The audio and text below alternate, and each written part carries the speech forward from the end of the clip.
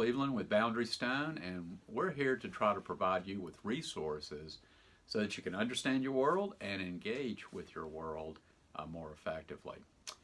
Today I'd like to talk a little bit about Romanticism. And, if we think about history, a lot of times I think our viewpoint is mired in a type of fiction that's very much romantic and really doesn't get down to the truth of what occurred or what was happening. So let me begin with this. I want to quote a couple of things from Joseph McGuire's book, Business and Society, because I think he captures really what probably most people were taught about the late 19th century in America. And he writes this in his book, Business and Society. He says, "There have always existed many forces which tend to reduce competition. In the 30 years following the Civil War, these forces began to predominate in the United States. Competition, so effective as a regulating force on business operations in the decades prior to the war, was steadily decreasing as a few firms began to dominate our important industries, and as these and other concerns turned more and more to collusion." Well, I think that's probably a story that you were taught at some time or another in some history course along the way, and hence why we needed to just regulate businesses so that we could prevent this thing from happening. Well, that's interesting, but I'm not sure it fits, that conclusion fits the facts. I mean, just in a previous paragraph, here's what McGuire had written and where he's given the facts of that time. He writes this: "From 1865 to 1897, those were the years after the Civil War, declining prices year after year made it difficult for businessmen to plan for the future. In many areas, new railroad links had resulted in a nationalization of the market east of the Mississippi, and even small concerns in small towns were forced to compete with other, often larger firms located at a distance. At the same time, there were remarkable advances in technology and productivity.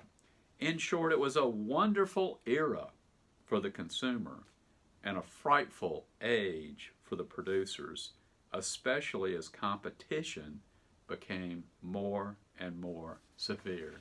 Well, wait a second, I don't understand. How could competition become more and more severe and then be eliminated all of a sudden? The story doesn't fit. It doesn't fit the facts.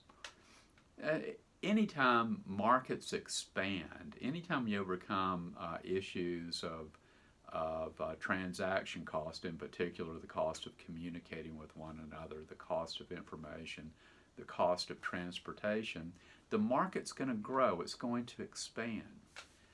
And so what McGuire is actually doing, he's offering you up this sort of romantic view of things that never was and never will be. In other words, that where any kind of business can just exist into perpetuity without trying to think about how to deliver better to the consumer than other businesses.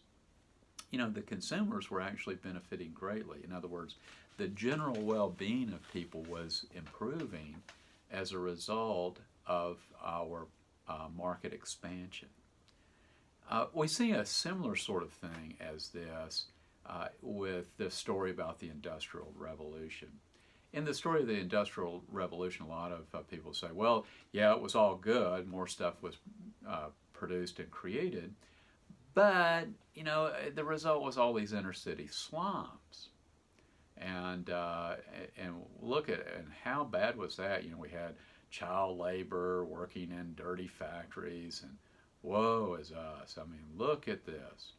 Well, yeah, the slums, in fact, did develop. I mean, nobody's denying that. But the issue is compared to what? The people who came and populated and worked in those factories did so freely. They chose to. Well, what were they coming from? Well, if you read the Romanticists, what they came from, they were living somehow these idyllic lives out in the countryside. They lived in quaint cottages with flowers in the flower box in the windows, and they ran and played on the weekends, eating fried chicken, and it was all flying kites. It was wonderful, so wonderful time. Unfortunately, that's not at all what their lives were like.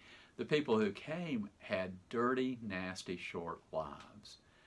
And so they were living in these little mud huts with no flooring and just building a fire in the middle of the room, putting a hole in the roof so the smoke could escape. That's how they lived. It was dirty, filthy, awful. And the slum was a step up.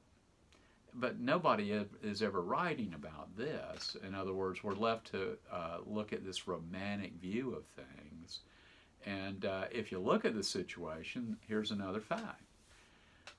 England's population throughout the Industrial Revolution that it went through in the early 19th century was on the rise. And it was not because people were immigrating into the country. That was not it at all. It was people weren't dying off as soon. Why? Because their lives were better. They had access to more and better and cheaper goods than they'd ever had beforehand.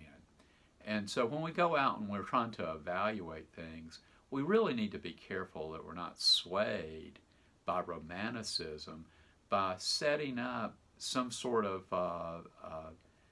idea of what things were like when it was never that way. And once again, capitalism's not going to cure all ills, but it can generate progress over time. Anyway, Dr. Paul Cleveland and Boundary Stone, glad to be with you today.